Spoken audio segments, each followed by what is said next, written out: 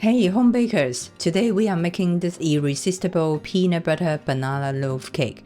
This isn't your average banana loaf cake. It's got everything you love about peanut butter and banana in one bite. Moist, nutty, packed with flavor. And it's super quick and easy to make. It will be ready in no time. Let's get baking.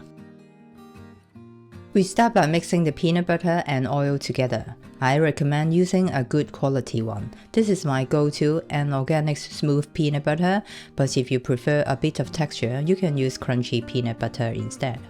Next, we add in the milk. It keeps the loaf nice and soft, then vanilla extract, which adds a little extra warmth and brings out all the flavors. Just a small amount makes a big difference. Now we are adding sour cream. It makes the loaf extra moist and gives a slight tang that balances the sweetness. If you don't have sour cream, you can use plain yogurt instead. It works just as well. Next, add the eggs, one at a time, blending after each one until fully incorporated before adding the next. This helps create a smooth, well-mixed batter. Time to mix in the light brown sugar. I have already reduced the amount so that when we add the bananas, the cake won't be overly sweet. It will have just the right balance. For the bananas, I'm using 3 medium overripe ones, mashed with a fork. The riper, the better. They add more sweetness and flavor. Now that all the wet ingredients are mixed, we can move on to the dry ones. Sieving flour, baking powder, and baking soda. It helps break up any lumps, and this also helps the batter come together more smoothly. Before we mix everything in, let's add a bit of salt. It helps balance the sweetness and enhances the overall flavor of the loaf.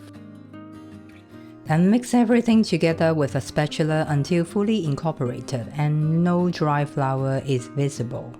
You will know the batter is done when it's smooth, thick, and has a nice even consistency. For this loaf, I'm using this non-stick loaf tin, so I don't need to line it with parchment paper.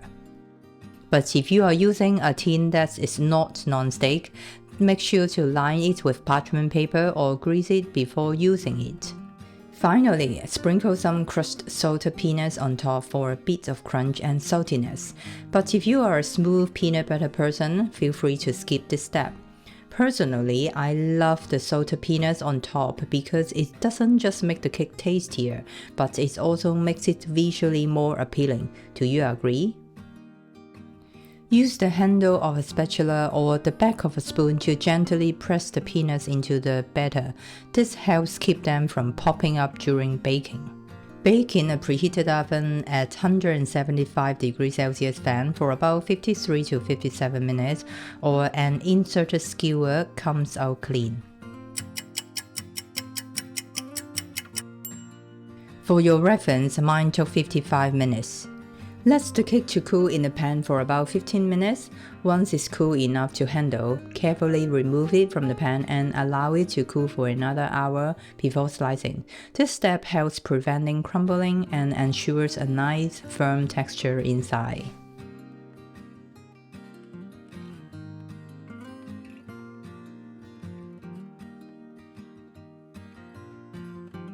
So that's it. Why not give this super quick and easy recipe a try? This is a fantastic way to transform those overripe bananas into a truly delicious treat. You can find all the details, the instructions and tips on my blog. Just check the link in the description. I hope you enjoyed this video, and if you did, please like and share it so more people can try it too. And of course, I would truly appreciate it if you subscribe to my channel and hit the notification bell. This way, we will never miss a chance to bake together. As always, thanks so much for watching. It really means a lot. As you are still here, I know you will love this recipe. It's packed with flavors and super easy to make. Click the screen to check it out now. See you there. Bye for now.